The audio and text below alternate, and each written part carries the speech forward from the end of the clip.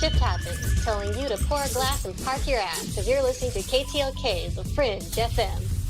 Shithead. This station recognizes our obligation to broadcast meaningless opposing viewpoints. What I know about courage, I learned from my adoptive mom. She said sometimes you just gotta hold on and know we'll get through this. Mom, we are so high up. Hold my hand. No, you hold my hand. Here we go. Learn about adopting a teen from foster care. You can't imagine the reward. Visit adoptuskids.org to find out more. I learned patience from my adoptive dad. All he had to say was, "Hey, you got this. Just breathe." Hey, we're pretty good. yeah, Might have to start a band. I got it. Learn about adopting a teen from foster care. You can't imagine the reward. Visit adoptuskids.org to find out more. This message is brought to you by Adopt US Kids, the U.S. Department of Health and Human Services, and the Ad Council. This is Crow 777, and you are listening to The Fringe FM. This portion of the show is being brought to you by Ed's Mouthwash and Spray Wax. Not only will Ed's get your breath super fresh, but your friends will be able to see their reflections in your teeth. And remember, Ed's Mouthwash and Spray Wax comes in a genuine glass bottle, so you can break it if you want to. I was in the middle of the Atlantic Ocean when it happened. There was a sudden jolt, and our submarine crashed on the seafloor. We were in total darkness. That's Dr. Dejana Figueroa, a marine biologist and STEM teacher, talking about a deep sea dive she'll never forget. It's funny, when I was a kid, I was afraid of the ocean, and there I was, 2 miles below the surface. But as a scientist, you prepare for that. Using our training and a little creativity, we fixed the sub and finished our experiments. The dive was just too important. Every dive gives us glimpses at things few people ever get to see. Glowing creatures, fiery undersea volcanoes. When we got back to the surface, I kissed the ground and called my mom, of course. But you know what? I wouldn't trade that dive for anything. Dr. Figueroa uses her passion for STEM to discover new things and make the world a better place. She can STEM, so can you. Check out She Can STEM for more stories and inspiration. A message from the Ad Council.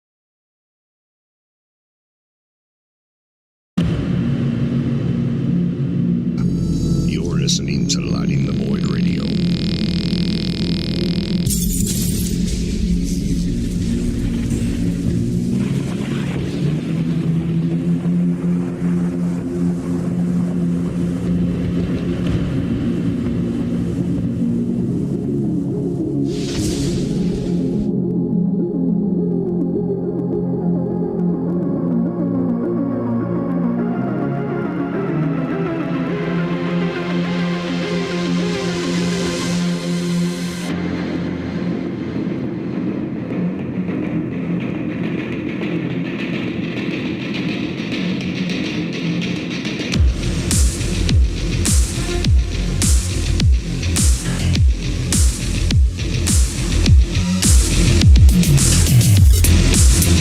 Welcome back to Lighting the Void Radio. Hold on, let me fix this. Man, I thought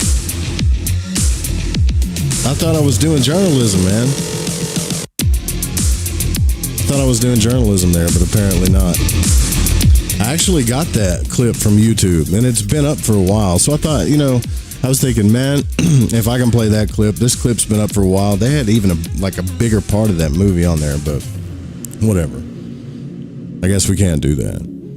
That's kind of like, I'm not trying to break rules here. Don't get me wrong. I'm not trying to make a point by being one of those cancel rebels. I got canceled or whatever. I'm really not trying to break rules. I don't want to break any rules because this is fun for me. But I really thought that was like journalism or something, man, because I'm just reviewing the movie. Did that happen to you, Jess? She said YouTube doesn't like it when you play clips. How the heck is journalism isn't permitted? How the heck did that dude get it up on YouTube then? I wonder. I don't want to stray from the subject matter tonight, but that's it still. So the point is like, after that clip, if you need to watch that movie Revolver, but after that clip, they talk about how the biggest enemy's in our heads, right? It's that voice in your head all the time. And all the mythologies like the devil, Satan, the demiurge, it doesn't matter which religion you pick it from or mythology you pick it from. that thing is there to either challenge you, tempt you, or it's usually not a challenge. It's usually a temptation or fear, protection out of fear, right? And so my theory on all of this is that when you get into this place, wherever these people are going, like, I don't think, first off, I don't think any of these people have died like Jennifer had that was on the show before. I don't think any of these people have died and came back, right? But they talk about it. They've either channeled it through spirits or they wrote it in a fiction novel or something like that. So what I think, based on Monroe stuff and Buellman stuff and everything, is that we don't stop creating once we die. Now, there may be things that happen like after we die that are based on like what our souls believe, stuff like that. But we don't stop creating. It's just there. Things happen instantly. And this is only my theory. So I've gotten this far. I haven't read the rest of this. So we're doing this together. All right. So if you go, it's just like when you go to a dream or you go into a higher state of consciousness in a low vibration, or you don't even have to go into a dream. What happens when you have a low vibration or a bad belief or a negative thought or anything, and you take it into a different state of consciousness? What happens? 9 times out of 10, you carry that with you, right? That includes your addictions and all your beliefs, your inner beliefs. So, of course, there's a verse in the Bible where Christ talks about, this, I think it was the thief that said, will you remember me when you come into your kingdom? He says, this day you'll be in paradise, right? And he always told him, God told him throughout the Bible, I am that I am. Like there were subtle hints that this I amness, and Joe Dispenza talks about this all the time, right? Like this I amness is what's creating things, whether it's here, somewhere else, or in our future. So I know our polar minds want to think, well, does that mean heaven? Are you saying heaven's not real? Are you saying hell's not real? I'm telling you, like, all of it is as real as we make it to be. The only true mystery, the highest mystery, I believe, is love. That's it. It's the realest thing in both worlds and still yet to be understood. These people are like, well, it's feeding off our fear and all this other stuff. Well, I do believe that. Everything in this world feeds off your fear. Like I saw an article today, and I'll get into this interview with Kyle Griffith, but I saw it wasn't an article, I'm sorry. It was just an ad that popped up. So like we're inundated with how you're not enough. You're not good enough. You need to be successful. You need to be this. I talk about this all the time. And it's getting worse and worse. Now, I don't know what algorithms pulled this ad up on YouTube because I haven't been looking at anything other than videos about this stuff. But all of a sudden this ad popped up and it said, I left my husband for a younger man, or I slept with a younger man because my husband has ED. And then the ad comes on and this girl is like, have you had this problem? Blah, blah, blah, blah. Here, buy this pill. So they're inducing fear about something that you're already insecure about to protect you. And if you buy the pill, you won't lose your wife. And they sell a ton of it, Listen, fellas, you're more than your penises. You're not a car. This is my whole point. And so the adversary comes along and it takes the two things that we have from us, which is, it's kind of a paradox because it's like our ego, but it takes our love away. And it takes our divinity away. So it takes the connectedness of everything. Dollar to a dime, when I go through this, it'll prove it. Because there's always an enemy, right? There's always a being or always a mythological creature that's going to take something from you. All right, so questions and answers for Kyle Griffith here. This is from Karmopolis' interview with Kyle Griffith, the author of War in Heaven. Can you explain more clearly the difference between elementals, animalistic elementals, young gods, mature gods, and of course, free and autonomous minds? The first four are what I call collective astral entities, made up of a group of astral souls linked together with strands of astral matter that conduct astral energy as metal wire conducts electricity. Studied by itself, each of these astral souls is a structure of living astral matter, very similar to one of the independent astral entities your question calls free and autonomous minds, and Warren Heaven calls free spirits. Like you and me, we're free spirits.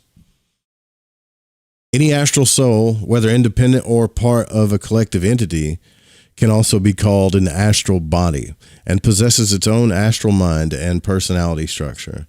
So in order to make a reasonably coherent comparison of the different types of collective astral entities, I have to begin by describing the simplest form of these entities. Take what you didn't include in your question, and he's back on this again, theocratic bands. These are groups of link spirits that can range in size from 2 or 3 individuals up to hundreds. Now, why does he use that number 2 or 3? Where have you heard that before? Because we're told in our religious text that whenever 2 or 3 are gathered in my name, which is what? What does God say his name is? I am, right? So whenever there are 2 or 3 people agree on something or say we are this or I am that, it creates an egregoric energy. So the more people agree on it, the more power it has in the astral realm. And the more it lasts, or let's say on a timeline, the more power it has. This is why symbols are so powerful. This I don't agree with. In most cases, one of these spirits is a dominant theocrat, the spirit whose astral mind controls and dominates the astral minds of other spirits and the band by sending energy impulses along the strands that bind the members of the band together. However, the degree of autonomy possessed by the minds of subordinate spirits in a theocratic band varies considerably. You know, that's something I should have asked Jennifer when she was on. Did you see a war between the Invisible College and the theocrats going on? Because if that was the case, I don't think they would have sent her back, right? They would have just sucked her soul right up. Some have almost none and are for all practical purposes mindless slaves. Others are subordinate theocrats with a degree of autonomy as they enjoy the dominant theocrat's favor. In some large theocratic bands, the original theocrat becomes insane or senile and is replaced by, this is one I don't recognize in the book, a junta. Junta, J-U-N-T-A, of several subordinate theocrats. This is usually temporary, and one of the subordinates usually takes power and either drives out the other subordinates or totally enslaves them. The astral minds of all the spirits in a theocratic band deteriorate at a slow but steady pace, and eventually the dominant theocrat goes senile or insane, and there is no subordinate theocrat in the band who is still in a good enough mental condition to take over. At this point, the band becomes an elemental. Large elemental bands usually hang around places where large religious rituals used to be held but are no longer used for this purpose. Small elemental bands are often found in haunted houses. However, elementals are free to move around and actually can turn up almost anywhere. The difference between ordinary and animalistic elementals is one of degree, not of kind. Ordinary elementals often communicate with the living telepathically, using recognizable verbal and visual images, though they still appear obviously delusional and irrational. Animalistic elementals are less sane than this, and usually just project raw emotion with little content that simulates a response from the intellect of the living recipient of their telepathic message. So in other words, elementals get triggered. You know, they just get triggered and flip out like little brats. Gods are something entirely different. They are composed of what Warren Heaven calls Elohim spirits, which have astral souls somewhat different from those of any of the spirits just described. The chief differences are they have astral minds which can link together into a group mind that is a whole, that is greater than the sum of its parts. In other words, a collective that's not just one mind dominating others, but autonomous individual minds working in concert voluntarily. The astral minds of Elohim spirits don't deteriorate if they think they're astral bodies to other astral souls. In fact, if they link, in fact, they deteriorate if such linkages don't occur.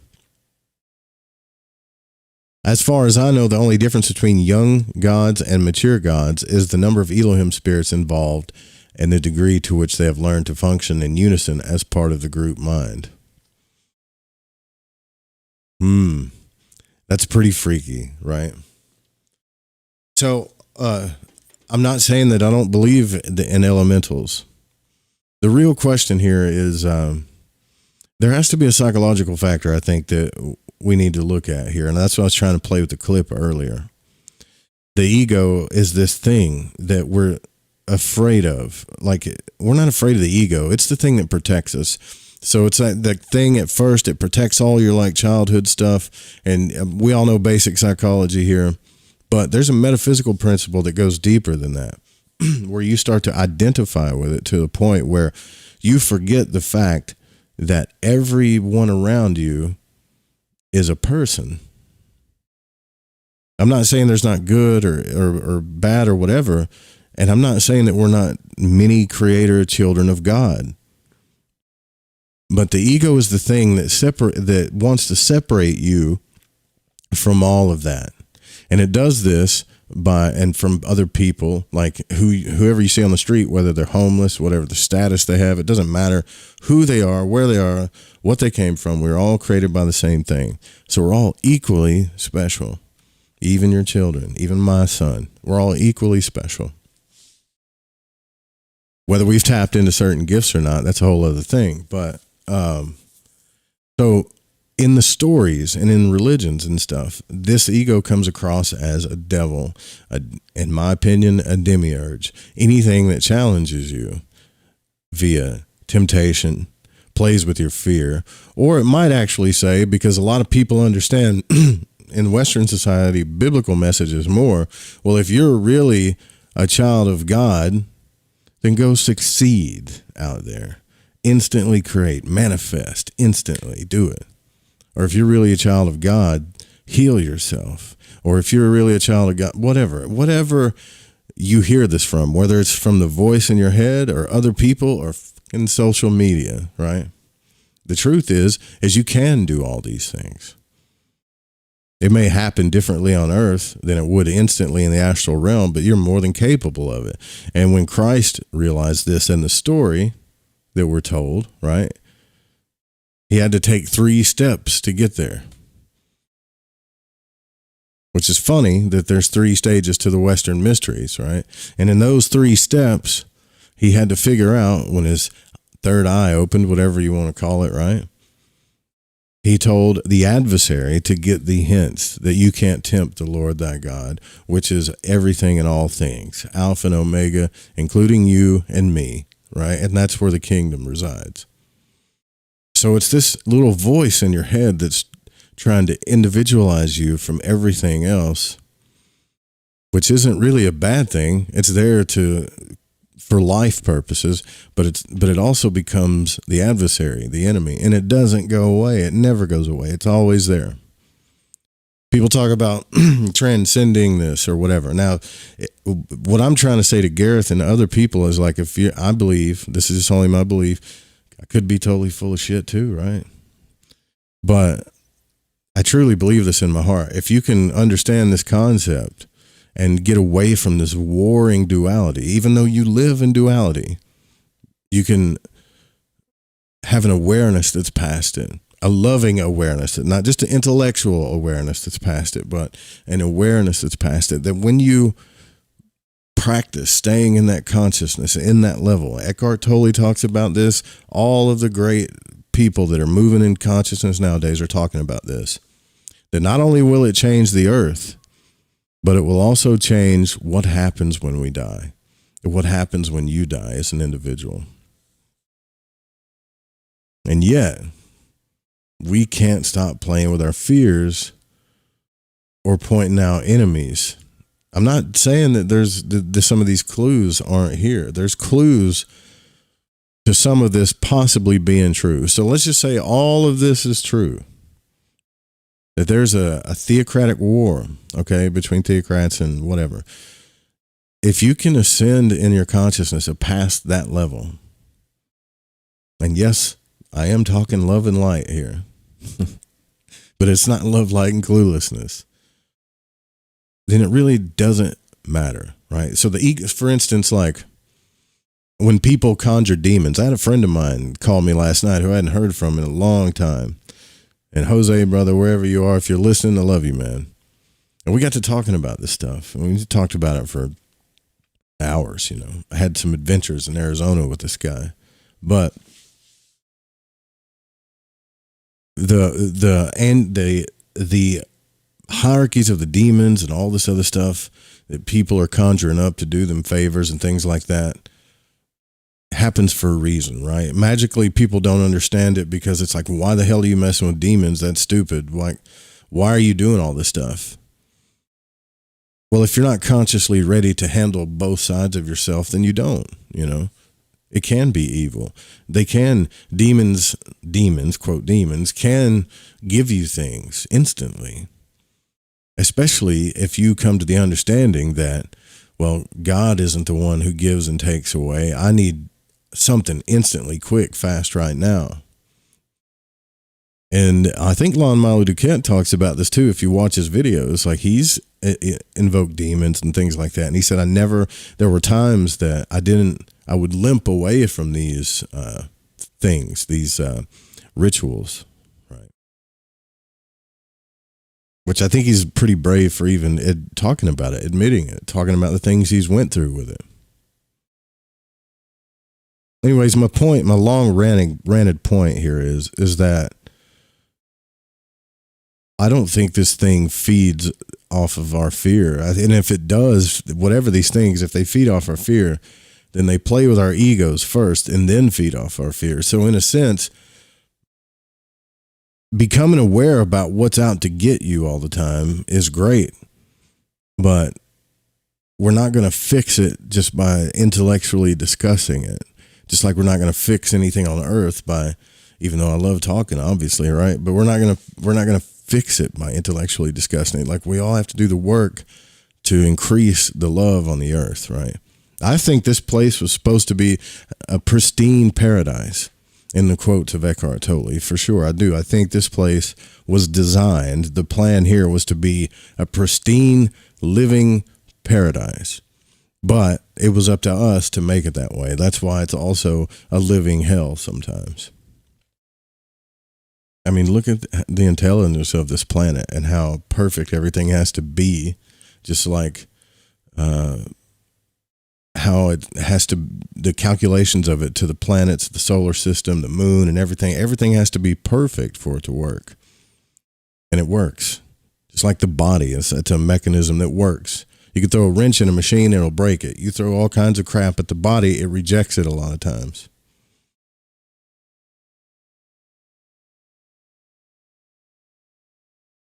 All right, so let's get back into the young gods and the mature gods. So since a god has to contain, and this is Kyle Griffith talking, since a god has to contain millions of individual astral bodies, and there are not that many Elohim spirits on earth, I have no idea of the number, ordinary souls have to be included. I believe the Elohim when they explain why they include ordinary astral souls in the gods, but I believe the Elohim, but I've always had serious doubt about how well these souls are treated over long periods of time. All right. Here's some new information that isn't in War in Heaven. My guess, and it's only a guess, is that during the last days, the Elohim are going to round up all the astral souls trapped in theocratic bands and elemental bands, erase most of the contents of their astral minds, and use them as building material in the new gods. They will then invite free spirits that they think are suitable for the job to volunteer as colonists. Astral souls whose memories and conscience will remain intact until they reincarnate on some distant world.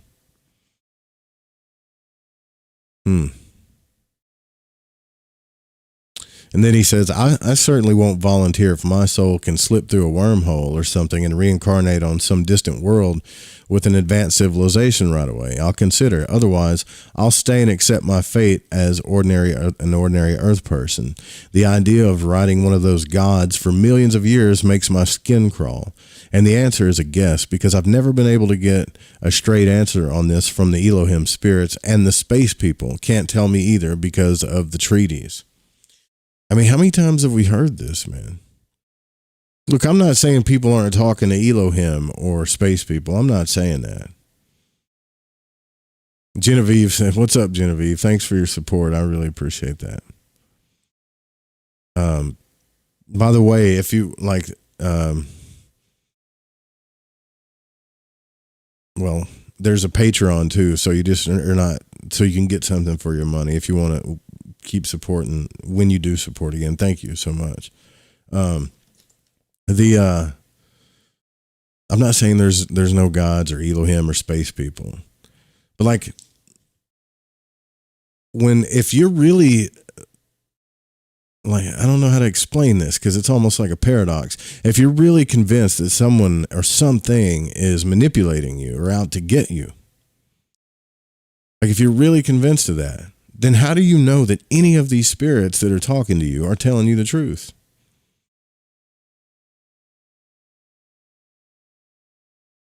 If I was an alien right now, like if I was an alien or an ET, I'd be pissed. Especially if I was like I thought about coming to Earth, but this is why I don't come to Earth, because people think this about me. You know what I'm saying? Like, probably good and bad aliens too, right? Like that one, what was we reading the other night? Oh, we got to finish that too. I'll finish that too. I forgot about that. The interview with an alien. Okay, so man, he's going to get, so just if you guys are religious, he's about to get into the religious bashing. This is, okay. Make my skin crawl. This answer is a guess because I've never been able to get a straight answer on this from Elohim spirits and the space people. They can't tell me either because of treaties. And this on the pitfalls of religious belief. You guys ever wonder why big radio shows don't talk about the secret space program anymore? Because a lot of these people that were saying the same stuff, that they met all these people in space and whatever, and then they had all these conferences, it turned out to be complete frauds, and now no one wants to discuss it or associate themselves with it.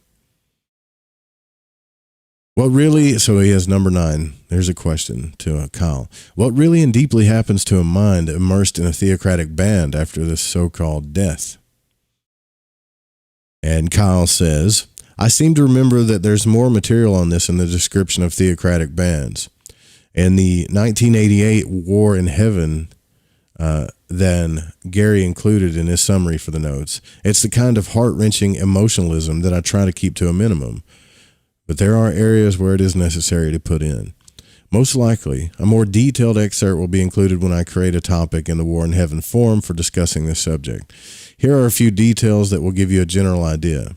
They are a rough paraphrase of some of the original material that I channeled for the current project. Are you ready, Christians? Here comes the Christian bashing, because you're dumb and you're not aware. Many Christians eagerly join a theocratic band believing they are entering heaven, and they can perceive what seems to be golden streets. Except they all seem to lead back to the same room, where there's a dull church service going on. It's being conducted by a very authoritarian preacher who spouts a lot of apparent nonsense, and the congregation is expected to greet every pause with enthusiastic amens. And if someone asks, when can I meet Jesus? The answer is, you aren't ready for that yet. And a lot of the other worshipers seem to be babbling idiots or raveling lunatics. God, you can tell this guy hates religion. Wasn't there a child that wrote a book that he went and he met God, or he met Jesus and drew the picture and all that stuff? Yeah, there was. But the trapped soul can't escape. Those streets always lead back to the same room. And after a while, the person begins to realize that this is really hell, but tries to fight those thoughts off knowing that this way lies madness, and slowly he or she does become more and more despondent and delusional, and experiences an ever-increasing lethargy as well.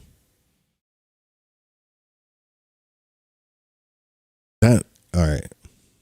That to me just is more of his deep disgust of religion. Like, this guy thinks and believes in his heart, you can tell, that most religious people are just dumb. That's what he believes. Okay, so he says, when you talk about low and high stages of development, what do you mean?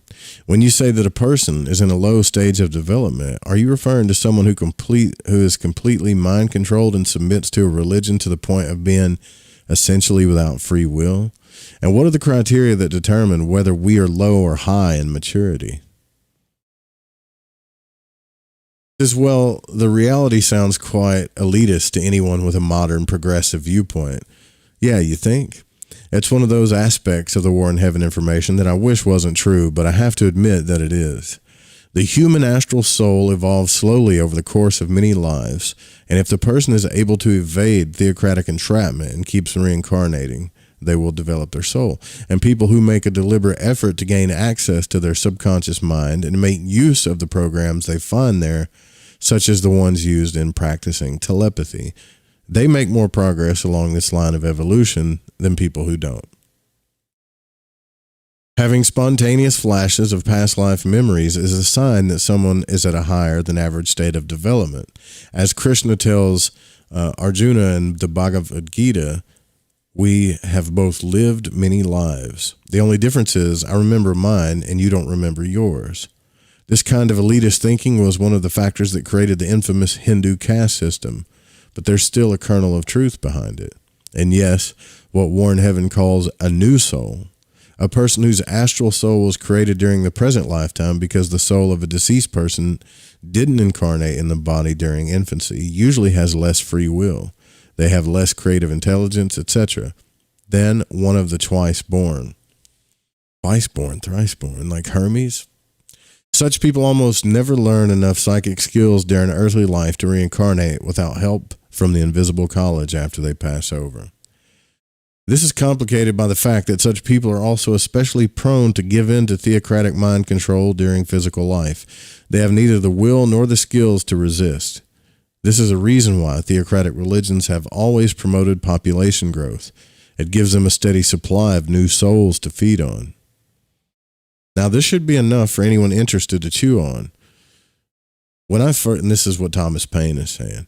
When I first read War in Heaven in 1988, it was a real shocker, mainly because it blew away the fuzzy gauze around a bunch of new agey, flappy-dappy, to quote Lipstick Mystic, ideas about entities in the astral. Kyle Griffith is currently working on a second and third book with the help of his guides and input from the forums he has created together practical ways of defending against mind control and strengthening our psychic abilities to discern the good guys from the bad. Tom Paine. That's made up, Tom Paine. That's not your real name. I also neglected to point out that Kyle Griffith's guides are a group of non-physically incarnated entities who call themselves the Invisible College, and they are working to free humanity from the death grip of the theocrats who perpetuate their existence at the expense of human souls.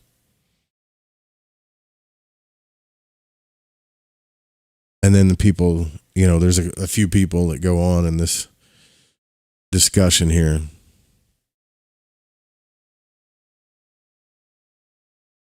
Why can't people just get past the idea that it's just money and power, right?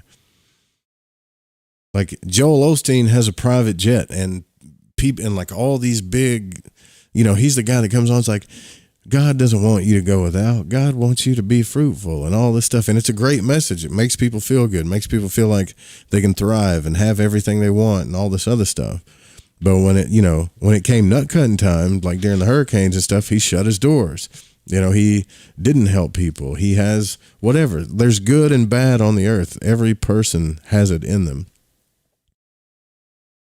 But to think that when everybody congregates in his place and that they're worshiping God, and in reality, what these people are saying is there's this entity of like astral suckers, like sucking off of everybody's emotions in there. And it's like this God that's growing bigger and bigger, and it's out to mind screw all of us.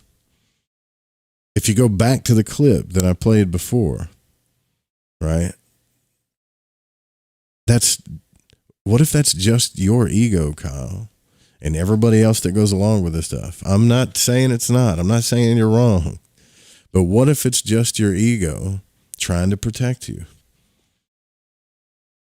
I can't play clips because YouTube will take me down, but like I was going to do the other one, like Smeagol, right? It's the same thing that the guy in Revolver goes through. There's always a voice in your head saying everyone's out to get you. And then once you come to an awareness that, okay, no, not everyone's out to get me. I shouldn't take everything personally. 90% of all the stuff that people have done to hurt me are projections of their own pain. The ego takes it one step higher. Well, there's got to be something else out there to get you. You know, and if they are, they're parasites. They're astral parasites, right? And those astral parasites, and I do believe that there are like crazy entities in the astral realm. Hell, I've seen them before. But those are still our creations. We made those things. Humanity made them. So I guess it comes down to like, when we got to take our like second break here, and then we'll get into the alien interview. But I wanted to do this because Gareth showed me this forum, right? What's up, Chris and Lunar Sparkles? I like Joseph Campbell. That's a good one. So I guess it comes down to, do you believe, you have to make this choice, right? Like, do you believe in a creator? Secondly, do you believe that whatever created this thing is connected to all of us?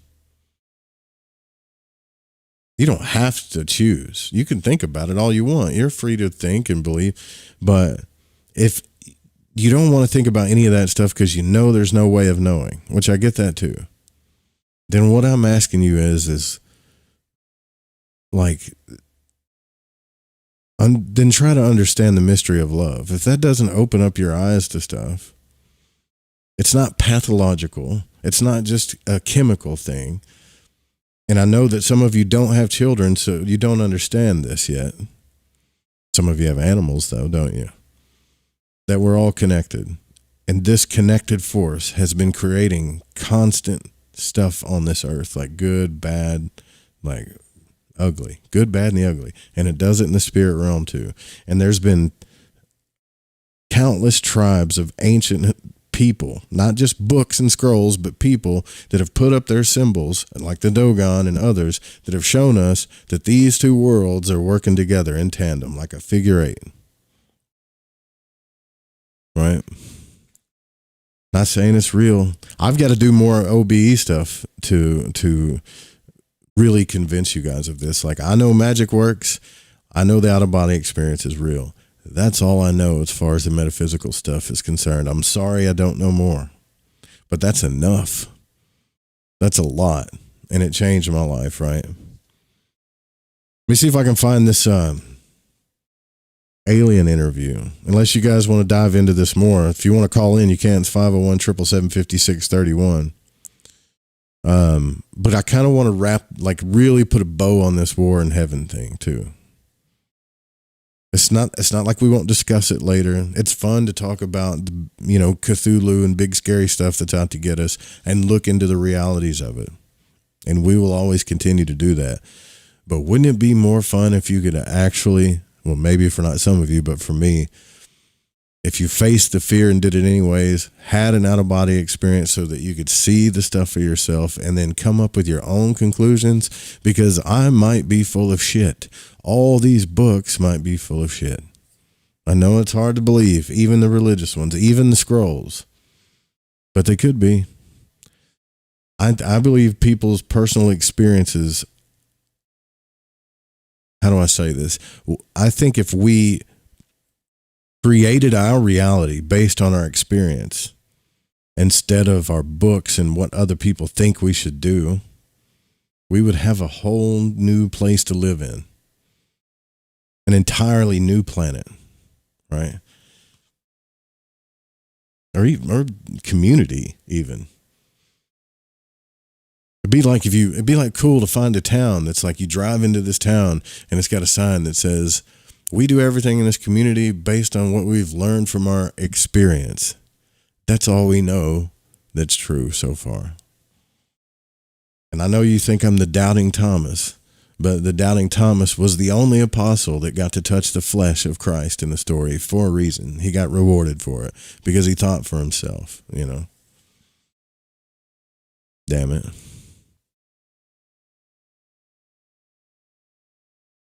Every time I read a book now, I have this mentality. Even if it's like a super intelligent book, even if it's Manly P. Hall, I still wonder how that guy got all his info, though. I think he had a sugar mama that just funded him or something. I don't know. This whole other subject. We'll get into this alien interview. Unless you guys want to chime in on this, you can call in at 501-777-5631. We got to take a short break to pay for the music licensing and some of our partners here on the stations. Stay with us.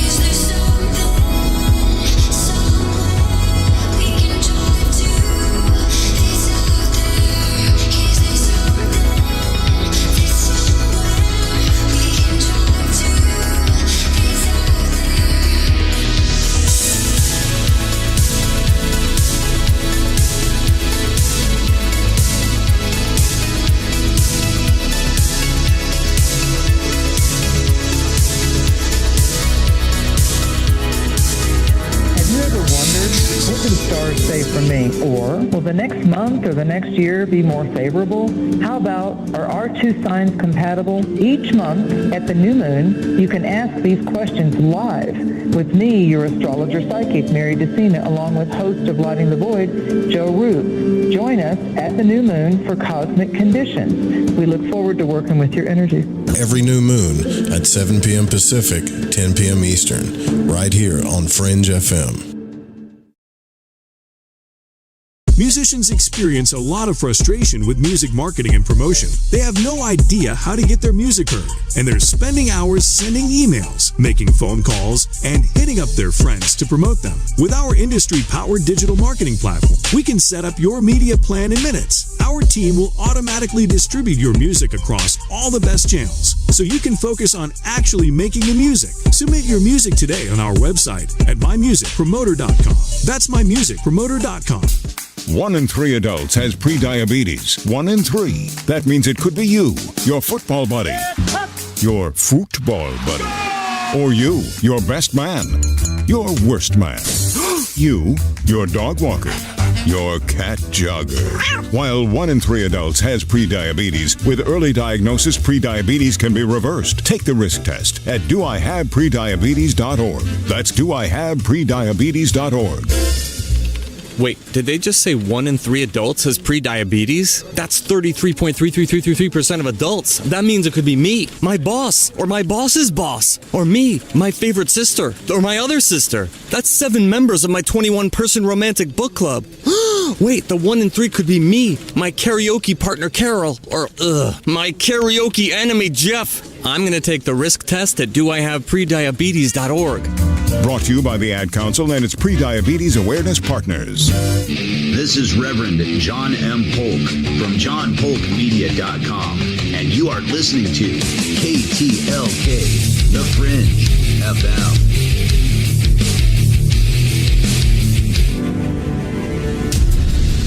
Do you want to know the truth? Are UFOs real? Are aliens visiting Earth? Are governments around the world hiding the biggest secret in history? We're UFO Seekers, official partner of The Fringe FM, and we're on a hunt for the truth. Join us as we investigate locations like Area 51 by subscribing on YouTube at youtube.com/UFO Seekers. I'm 54, so basically, it's too late to start saving for retirement, right? Not right. Starting to save, even in your 50s, can really make a difference. Well, right now, saving seems hard to wrap my head around. Plus, with the way this year's been going... Hey, listen, it's okay. You still got this. Just go to aceyourretirement.org. It's an online tool from AARP that can help you get your retirement savings on track no matter your age. It's free and only takes about 3 minutes. I like 3 minutes. Yeah, at aceyourretirement.org, you'll chat with Avo, the friendly digital retirement coach. Just answer a few questions and you'll get a personalized plan and tips to help boost your retirement savings. Tips that are easy to understand and tailored to your lifestyle. I like that too. Plus, it's sponsored by AARP, so you know they got your back. Just head to aceyourretirement.org and make your plan to start saving for retirement. Thanks. That's aceyourretirement.org. A message from AARP and the Ad Council. The Fringe FM isn't just a radio station. We also provide services for all your audio production needs. If you are interested in live radio or pre-recorded podcasts, we're here to help. We even do audio enhancements and voiceovers if needed.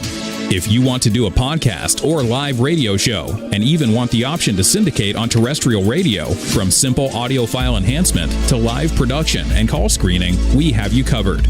We have worked with some of the best professionals in the business in order to provide coaching instruction for content creation, show structure, and more. Contact The Fringe Digital Media for more at info@thefringe.fm. That's info@thefringe.fm, or call 501-777-5631 for a consultation. I know you look the other way. You're listening to Lighting the Void Radio.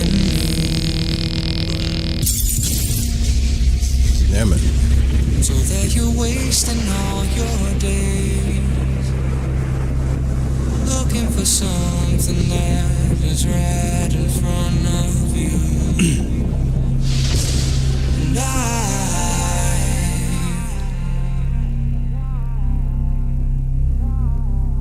just want them to notice you. All right, welcome back to Lighting the Void Radio. You're live here on the Fringe FM.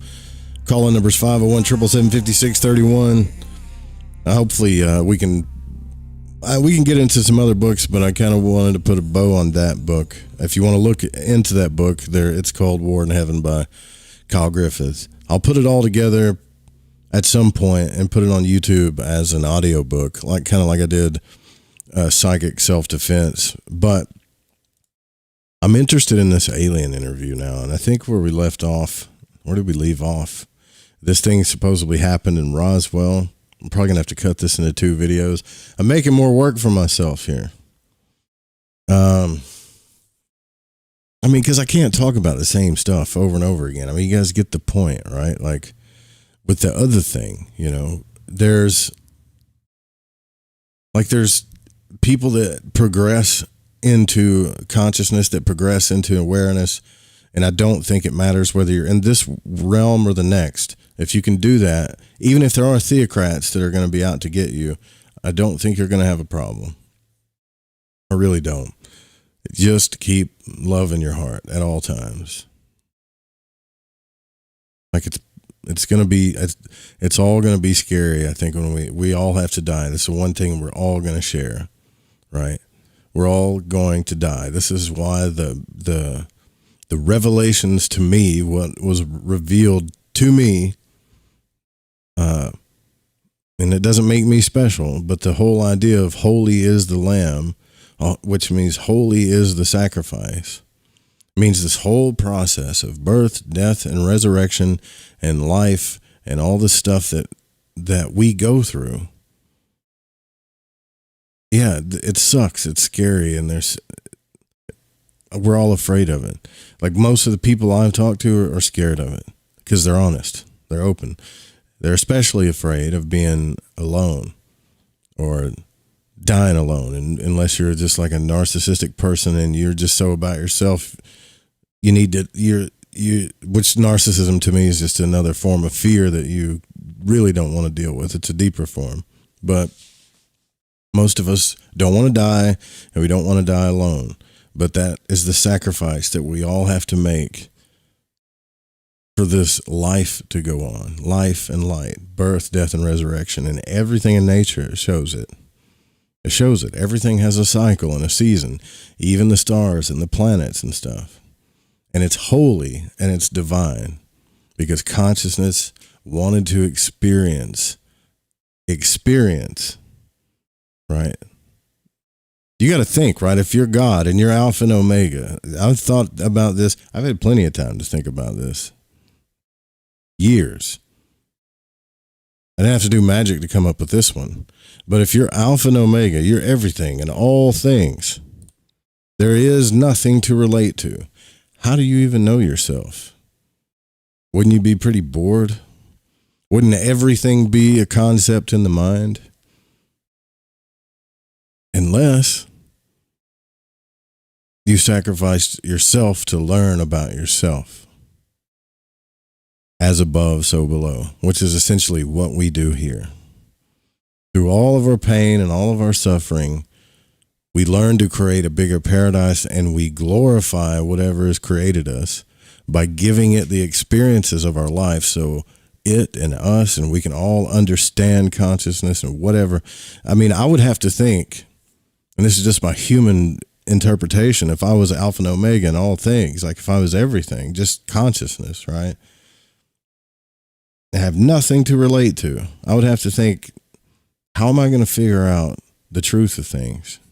And if I know all things, omni, whatever word you want to call it, that would be pretty boring too, wouldn't it? So how can I create something to, one, know more about myself and to experience? Well, I'd have to break myself down into all these little universal particles that we call the universe and spawn life,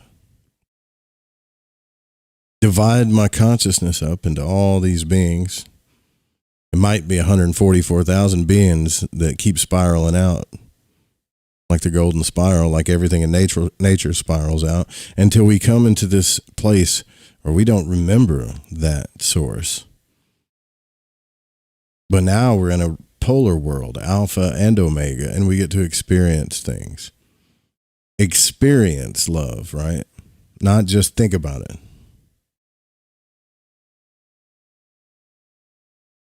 But we have to die. There has to be a sacrifice. And any of you that know anything about true love, whether it comes to your family, friends, community, partner, whatever, you'll sacrifice for that love. So holy is the Lamb, right? And if the Christians think I'm full of shit about this, your book says that ye are gods. You're the master, who I call Christ, that guy told you you're his brother, mother, sister, father, that you're all equal. You're all equal.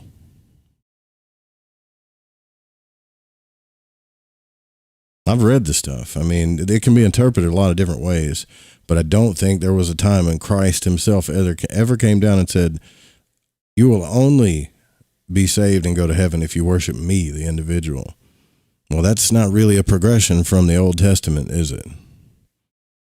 It's like you missed the message. Everybody became afraid of him because he was true and authentic and loving, and some people were attracted to him. This is what we do with people. And then he got killed. And this is what we do with people that do that. Because first, you want to be loved. And then the second you feel love, you're afraid you're not going to be loved, or it's different, or it's unknown. And then you kill it. And then once you see that they face death without even changing to what you wanted them to be, because they were divine, and then you love them again, or you make a Messiah out of them, or a saint, or a martyr. The truth is, I think that he was trying to tell us that that's we all have that cross to bear, not just him. Now let's talk to some aliens.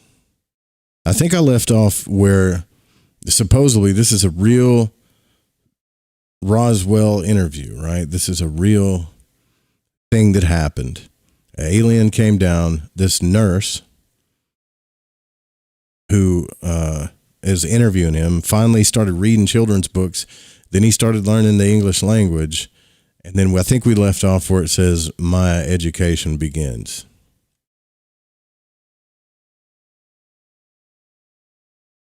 Right? Isn't that it? Yeah, that's it. So, a lesson in ancient history. Well, no, it was my education begins. So, the official transcript interview, top secret official transcript of the U.S. Army Air Force Roswell Army Airfield 509th Bomb Group.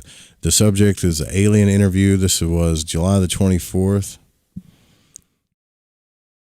And she asked the alien, "What would you like to say, Earl?" Remember, his name's Earl, A-I-R-L. And he says, "I've been a part of a domain expeditionary force." Damn it. Expeditionary force in the sector of space for several thousands of years. However, I've not personally had intimate contact with beings on Earth since 5,965 BCE, and it's not my primary function to interact with inhabitants of planets within the domain. I'm an officer, pilot, and engineer with many duties to perform. Nonetheless, although I am fluent in 347 other languages within the domain, I have not been exposed to your English language. I think I read this part, but still, I know I didn't read the next one. The last Earth language with which I was conversant was the Sanskrit language of the Vedic hymns. Yeah, I read this part. So you have to go back to that video. But he essentially talks about... he's just here to collect evidence, to look over the Earth, which is the Earth is a part of a domain. And he calls that all beings that are sentient beings are called immortal spiritual beings. This includes human beings. And he calls them ISB. Like he calls us in this book, that this interview supposedly happened. The alien calls us ISBs, beings, ISBs, because the primary nature of the immortal being is that they live in timeless states of isness, and the only reason for their existence is that they decide to be. So your isness decided to be. I am that I am, right? No matter how lowly their station in society, every ISB deserves the respect and treatment that I myself would like to receive from others. And each person on Earth continues to be an ISB, whether they are aware of the fact or not. Well, I like this alien. He's mature enough to respect everybody. Matilda O'Donnell McElroy personal note. And the nurse goes and say, "I will never forget this conversation. The alien's tone, her tone, was very matter-of-fact and emotionless. However, for the first time, I sensed the presence of a warm and real personality in Earl, the alien. Her reference to immortal spiritual beings struck me like a flash of light in a dark room. I had never before considered that a human being could be an immortal being. I thought that status or power was reserved solely for the Father, the Son, and the Holy Ghost, and because I am a devout Catholic and subject to the word Jesus and the Holy Father, I've never thought of a woman as an immortal spiritual being either, not even the Holy Mother Mary. Yet, when Earl thought, I became vividly aware for the first time that she personally was an immortal spiritual being, and so are we all." How about that? Earl said that she sensed that I was confused about the idea, and she said she would demonstrate to me that I am also an immortal spiritual being. She said, "Be above your body," immediately. I realized that I was outside of my body, looking down from the ceiling at the top of my body's head. I was also able to see the room around me, including Earl's body sitting in the chair next to my own. And after a moment, I realized the simple but shocking reality that I am not a body. In that moment, a black veil lifted, and for the first time in my life, and for a very long time into the past, I realized that I am not my soul, but that I am me, a spiritual being. This was an unexplainable epiphany, but one that fills me with joy and relief I cannot recall having experienced ever before. As for the immortal part, I do not understand her meaning, as I've always been taught that I am not immortal. A spirit perhaps, but certainly not immortal. After a moment, I'm not sure how long, Earl asked me if I had a better understanding of the idea, and suddenly I was back inside my body again and said out loud, "Yes, I see what you mean." I was so taken aback by the experience that I had to get up from my chair and walk around the room for a few minutes. I made an excuse that I needed to get a drink of water and go to the restroom, which I did in the restroom. I looked at myself in the mirror. I used the toilet, refreshed my makeup, and straightened my uniform, and after 10 to 15 minutes, I felt more normal again and returned to the interview room. Sounds to me like she had a pretty profound out-of-body experience, right? I think so. And after that, I felt as though I was no longer just an interpreter for Earl. I felt though I was a kindred spirit. I felt like I was safe at home with a trusted friend or family member, as close as any that I've ever had. Earl sensed and understood my confusion about the concepts of personal immortality. She began her first lesson with me by explaining this to me, and this is the official transcript of the interview. Earl told me her reasons for coming to Earth and for being in the area of the 509th Bomb Squadron. She was sent by her superior officers to investigate the explosions of nuclear weapons which have been tested in New Mexico. Her superiors ordered her to gather information from the atmosphere that could be used to determine the extent of radiation and potential harm this might cause the environment. During her mission, the spacecraft was struck by lightning, which caused her to lose control and crash. The spacecraft is operated by ISBs who use doll bodies, in which the same way that an actor wears a mask and costume. It is like a mechanical tool through which to operate in the physical world. Well, that makes sense. She, as well as all of the other ISBs of the officers' class and their superiors, inhabit these doll bodies. And when they are on duty in space and when they are not on duty, they leave the body. Oh, so they're in the doll bodies when they go in space. And then when they're not on duty, they leave the doll bodies and operate, think, communicate, travel, and exist without the use of a body. The bodies are constructed of synthetic materials, including a very sensitive electrical nervous system, kind of like Warframes, if you guys play that game, to which ISB adjust themselves or tune in to an electronic wavelength that is matched uniquely to the wavelength or frequency emitted by each ISB. I knew it. We all have this is why I love radio, right? We all have a certain frequency. So right now, you guys are tuning in to the frequency of Lighting the Void of Joe Roop. This is my wavelength. And maybe you're on the same wavelength. Maybe not.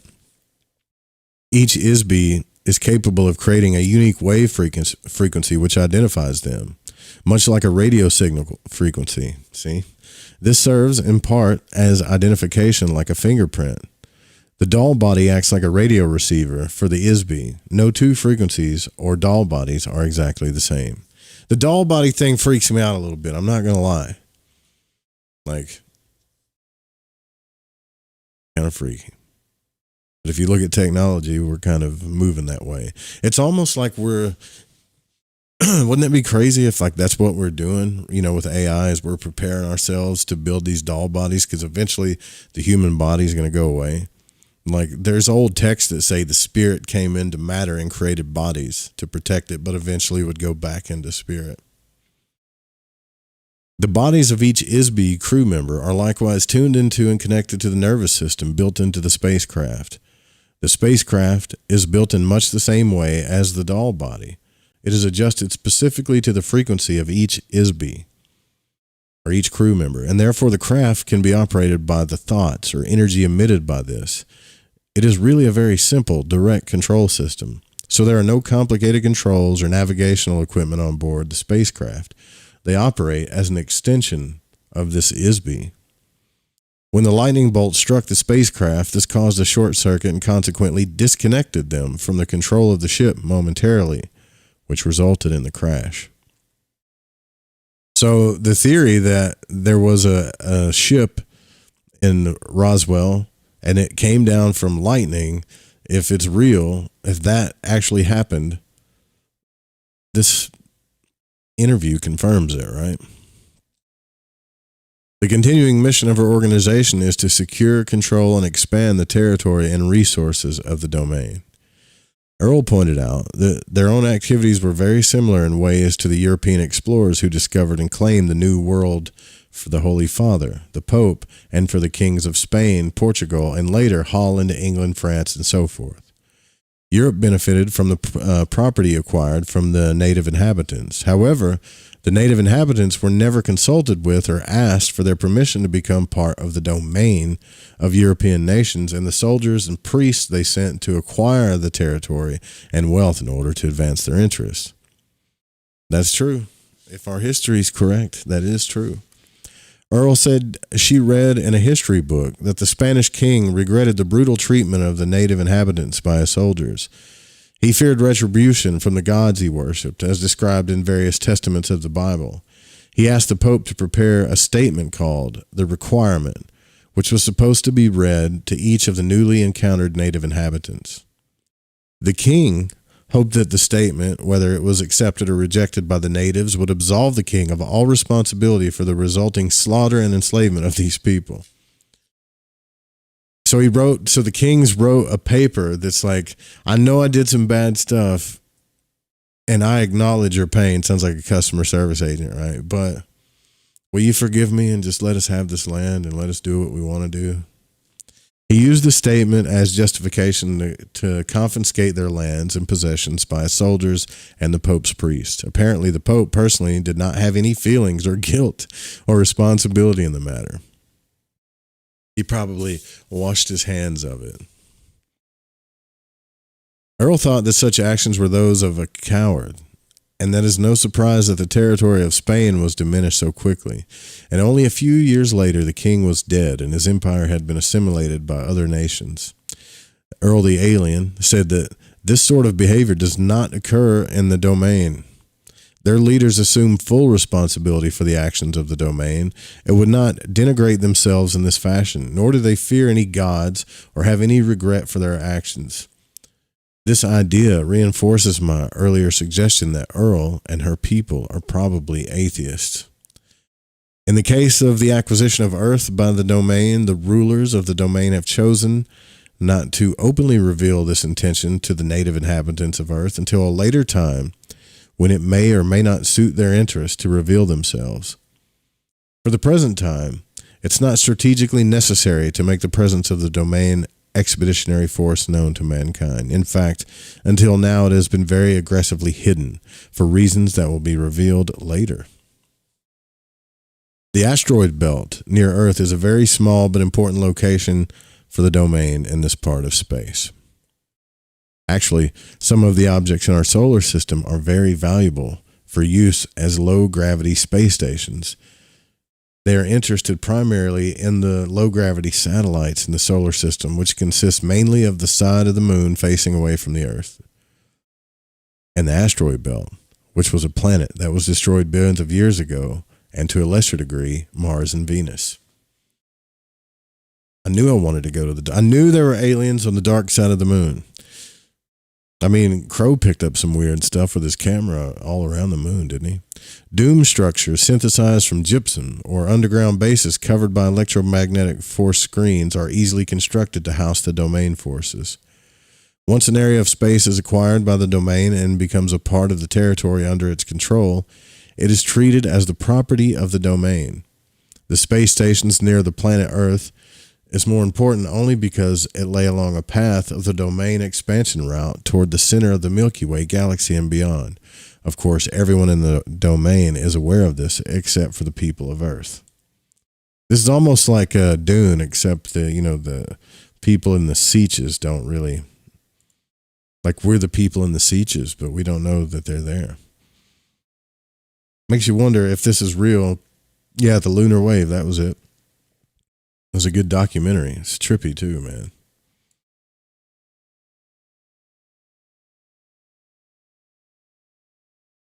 Chris Miner says, my only problem is the way these cycles seem to always reset due to purposefully amplified fear that seems to continually result in artificially induced mechanistic self-destruction.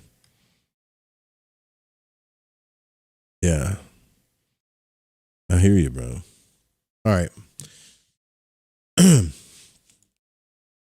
So this alien is giving us a lesson in history. Is this a lesson in recent history? Okay. We got time. We got time to go through this, I think. Ooh, damn, this is long. Okay.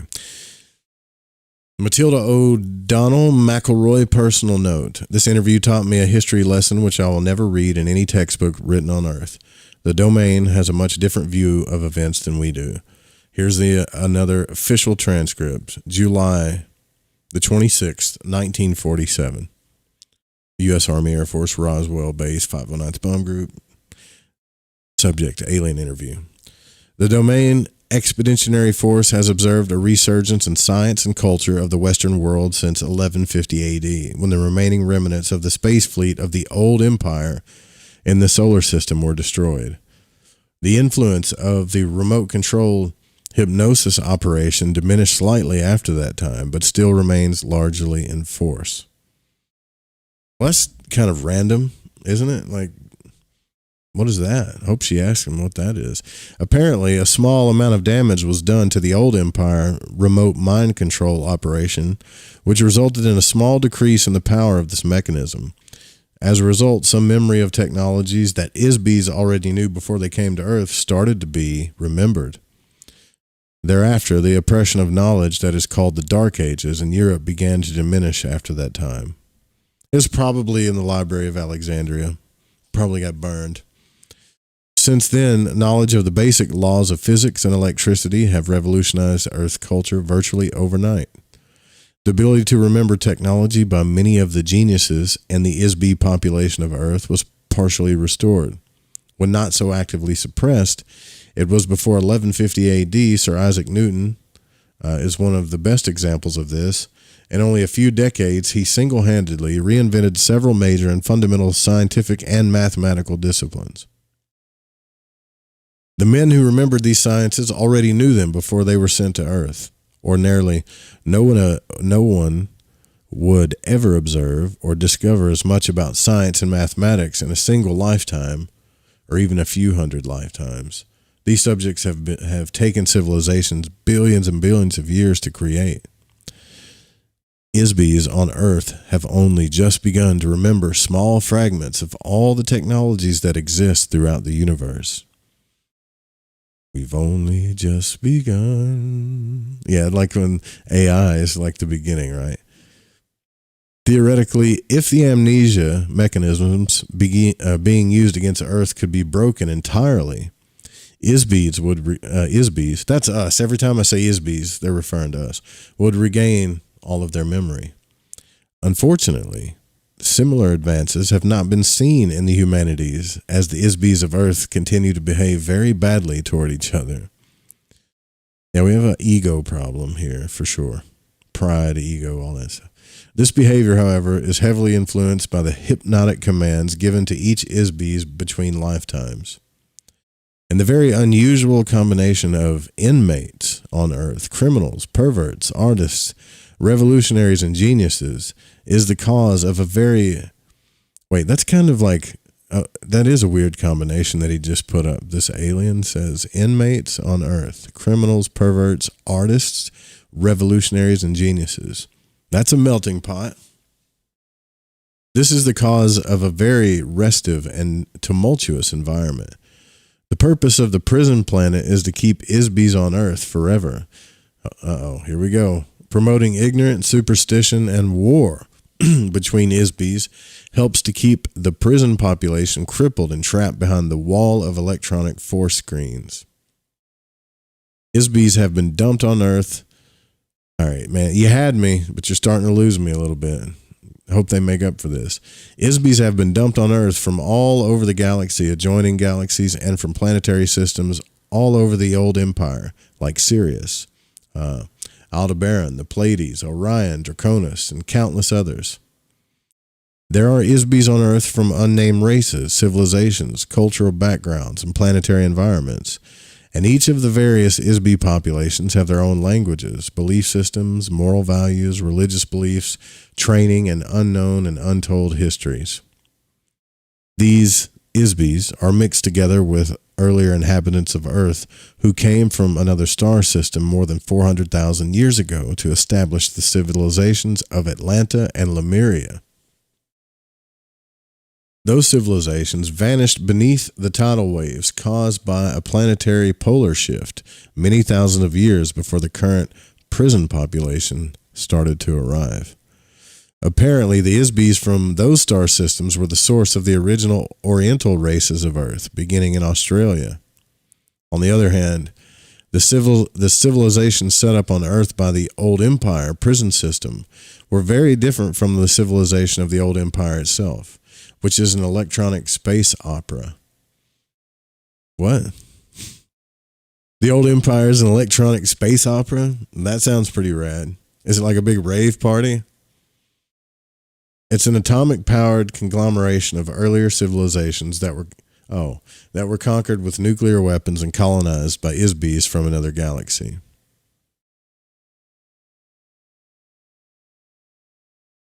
The bureaucracy that controlled the former older empire was from an ancient space opera society run by a totalitarian confederation of planetary governments, regulated by a brutal social, economic, and political hierarchy. The Harkonnens from Dune. They're brutal. With a royal monarch as its figurehead, the emperor. This is Dune, man. This type of government emerges with regularity on planets where the citizens abandon personal responsibility for autonomous self-regulation. They frequently lose their freedom to demented Isbies who suffer from an overwhelming paranoia that every other Isbie is their enemy who must be controlled and destroyed. Weren't we just talking about that? Their closest friends and allies, whom they espouse to love and cherish, are literally loved to death by them. Are you talking about people that give into their fear the moment they feel love, and then they like start trauma bonding and become codependent until they kill each other? Is that what you're saying?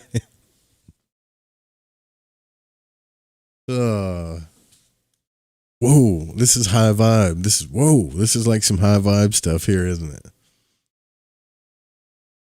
Not really, but because such Isbies exist, the domain has learned that freedom must be won and maintained through eternal vigilance, and the ability to use defensive force to maintain it. As a result, the domain has already conquered the governing planet of the old empire. The civilization of the domain, although considerably younger and smaller in size, is already they're already more powerful, better organized, and united by a legalitarian esprit de corps, never known in the history of the old empire. Let's see. Did you guys get all that? Like, I think I'm starting to understand this a little bit.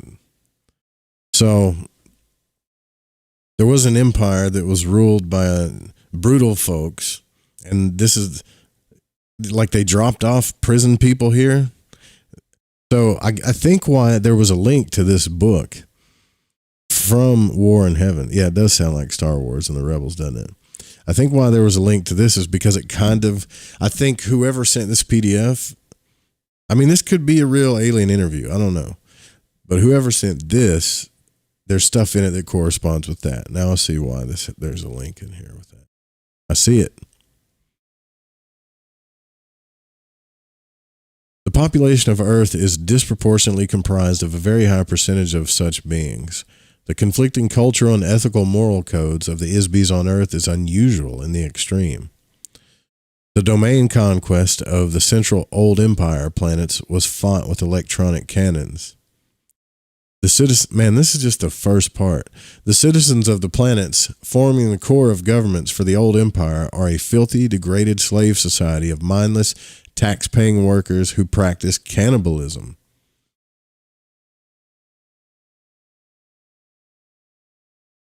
Okay. Violent automotive racetracks and bloody Roman circus-type entertainments are the only amusements. Regardless of any reasonable justification we may have had for using atomic weapons to vanquish the planets of the old empire. The domain is careful not to ruin the resources of these planets by using weapons of crude radioactive force. The recently despoiled German totalitarian state on Earth was similar to the old empire, but not nearly as brutal, and about 10,000 times less powerful. Many of the ISBs on Earth are here because they are violently opposed to totalitarian governments, or because they were so psychotically vicious that they could not be controlled by the old government. Whoa. Regardless of any reasonable justification we may have had for using atomic weapons to vanquish the planets of the old empire, the domain is careful not to ruin the resources of those planets by using weapons of accrued radioactive force. The current U.S. civilization is beginning to mimic some of the trappings of that civilization, especially in the design of airplanes, automobiles, ships, trains, and telephones. Likewise, buildings in the cities of Earth are thought to be modern or futuristic if their design resembles the architecture of the old empire. The government of the old empire, before being supplanted by the domain, was comprised of beings who possessed a very craven intelligence, very much like the Axis powers during your recent World War. And those beings manifested precisely the same behavior as the galactic government that exiled them to eternal imprisonment on Earth. Well, you know what they say about the sins of the father, right? I think we can go over just a few minutes here. They were a gruesome reminder of the ageless maxim that an ISB will often manifest the treatment they have received from others. Kindness fosters kindness, and cruelty begets cruelty.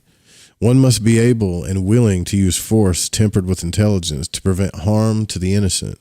However, extraordinary understanding, self-discipline, and courage are required to effectively prevent brutality without being overwhelmed by the malice that motivated the brutality. Only a demonic, self-serving government would employ a logic or science to conceive that an ultimate solution, quote, ultimate solution to any problem is to murder and permanently erase the memory of every artist, genius, skilled manager, and inventor and cast them into a planetary prison together with political opponents, killers, thieves, perverts, and disabled beings of an entire galaxy. Once the ISBs expelled from the old empire arrived on Earth, they were given amnesia and hypnotically tricked into thinking that something else has happened to them.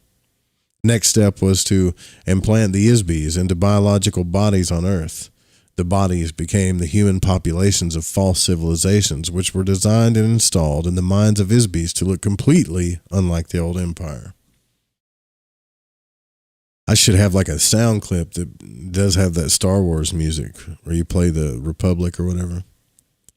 All of the ISBs of India, Egypt, Babylon, Greece, Rome, and medieval Europe were guided to pattern and build the cultural elements of these societies based on standard patterns developed by the ISBs of many earlier similar civilizations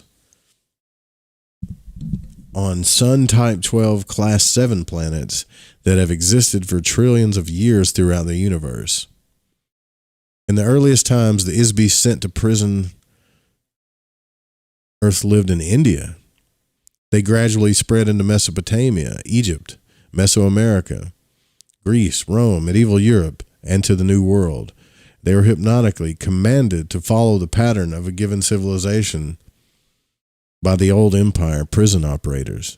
This is an effective mechanism to disguise the actual time and location from the ISBs imprisoned on Earth. The languages, costumes, and culture of each false civilization are intended to reinforce amnesia because they do not remind the ISBs on Earth of the original old empire planets from which they were deported.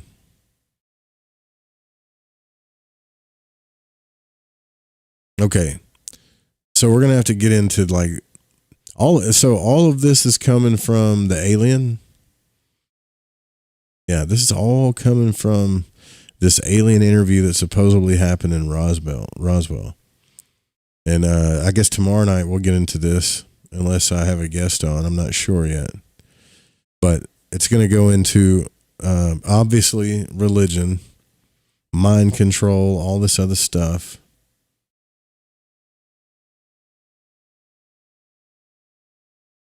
I would hate to think that someone made all of this up and said, I interviewed an alien that told me this just to push their agenda. No. Nobody would do that. Right? That's the void for you. Could be true. My spidey senses are tingling a little bit, though. I mean, just a little bit. I don't know about you guys, but anyways, thanks for listening tonight. We're going to roll out of here. If you want to, you can sign up to the Patreon. I'm going to be doing more behind the scenes stuff.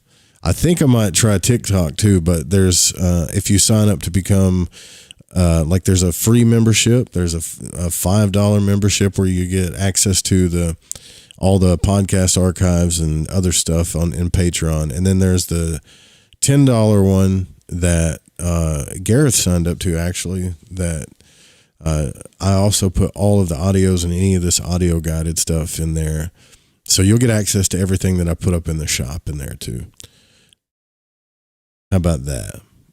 Trying to keep making stuff of value. Look, my whole mission is I love talking about this stuff with you guys, all right? But I think I have a personal mission to try to get each and every one of you out of body. Not astral projected. I think I had an astral projection or whatever, to get you to peel out of your body, or at the very least get to the vibratory state. Because if I can get you to do that, then we are going to have some bigger, amazing conversations on here together for sure. So that's kind of what my main focus is. And other than some stuff that has to do with magic, but mainly that's my focus in the Patreon. That's what it's going to be. A lot of voice guided stuff. So anyways, thanks for coming out tonight. Always remember, you can call in and chime in too. I know you guys, especially you guys in the chat, you have something to say, don't you? This is a good track we're going to roll out. It's called The Empire Fades by Power Mind. Good night, y'all. Sweet dreams. Lucky astral travels and all that stuff.